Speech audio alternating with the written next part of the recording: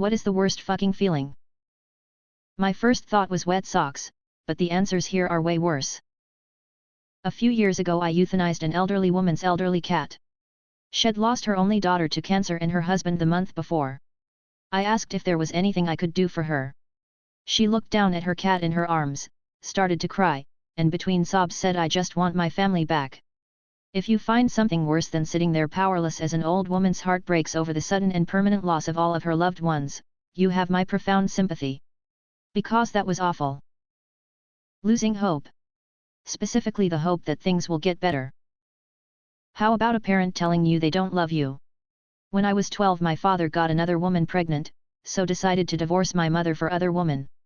On his last day coming by the house ever, he came into my room to say goodbye, and as he was leaving he told me, in pretty much these exact words, "I want you to know that I don't love you anymore and I am going to start a new family now. You probably won't ever see me again." He then walked out of my room. I ran out of my room screaming and crying, holding on to my dad's leg begging him not to leave as he dragged me down the hall, my mother screaming/crying, to have him basically shake me off, curse, and bolt out the door. Next time I saw him I was 17. It was a pretty messed up thing and it really hurt me as a kid. Edit, wow, never imagined the response.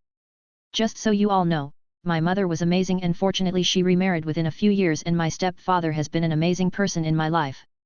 I am 38 years old now, so this was a while ago. Trying hard to make friends but failing, honestly nothing worse than talking to yourself in a group of people. Feeling like a burden, so you never express yourself and end up feeling very, very alone.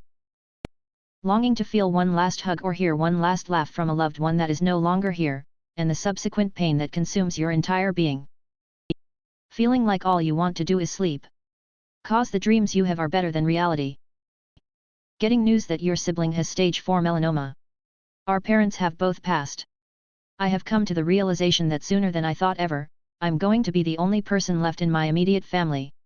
This fucking sucks. *Edit, wow, thanks for all the positive thoughts and everything. I am 8 years younger than him, but we have always been very close.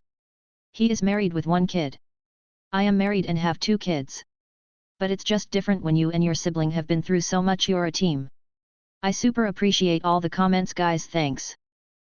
I know relationships are never 50-50ths, but loving someone more than they love you after spending years with them. Finding out from your friends that your significant other is sleeping around hurts bad when it's 100% unexpected. The heart sinks straight down to your feet and the mind goes down a rabbit hole of thoughts and emotions on why you weren't good enough. Grief. Overwhelming, panic-inducing, heart-wrenching grief. Edit, I am so moved by all your stories. I lost my mom at 15, my dad at 18, and my sister at 26.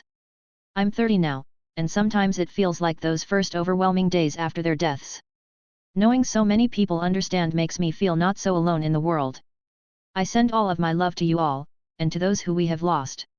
Take care of yourselves, and always choose kindness. Not being able to open up to the ones you love.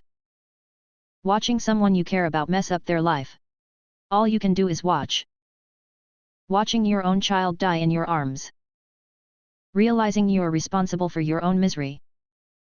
What is something that was acceptable 100 years ago which is unacceptable today? Asbestos. It was deemed a miracle fiber in its day. The stuff was used everywhere. Taking your gun to school. That was actually 50 years ago. My father talks about taking his rifle to school, putting it in his locker, and taking it out after school for gun club where they shot targets out behind the football field with a teacher.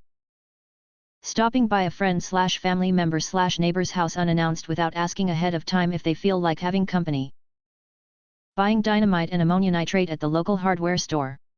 I got to hear some interesting stories of how my great-uncles cleared tree stumps to make way for crop fields. Deleted.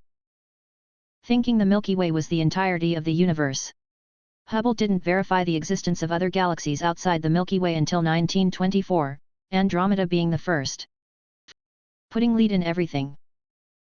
Slapping kids at school. Putting belladonna in your eyes, to get a doe eye effect. Radioactive wallpaper. Doing heroin to cure a cough or a cut. Opium. They gave that shit to you for everything.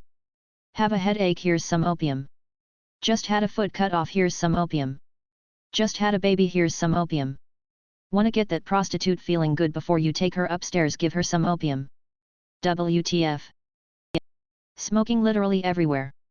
Motherfuckers probably tried smoking whilst swimming. An icebox in the kitchen, with ice regularly delivered to the house, instead of an electric refrigerator. Using radioactive elements to make bright green stuff. Which actor played their role too well? Sam Rockwell in most of his roles. To me as a kid, he was the most convincing character in The Green Mile, and Tom Hanks was the lead in that movie. Kathy Bates in Misery. John Goodman in 10 Cloverfield Lane. PTSD activated. Matthew Lillard as Shaggy. Malcolm McDowell in A Clockwork Orange. I can't even look at the guy. John Lithgow in that one season of Dexter. I can't look at him the same anymore. He creeps me out. Stanley Tucci in The Lovely Bones. Took me forever to get that creepy-ass character out of my head whenever I saw him. Anthony Hopkins as Hannibal Lecter. Bryan Cranston as Walter White. Also the guy that played Tuco. Glenn Howerton as Dennis Reynolds. Ralph Fiennes in Schindler's List. Terrified me. He disappeared into the role, too. Javier Bardem as Anton Chigurh. John Heder cannot undo Napoleon Dynamite. Joaquin Phoenix in Gladiator. I couldn't watch him in another movie for years, because I hated his character so freaking much. The pedo dude in Prison Break.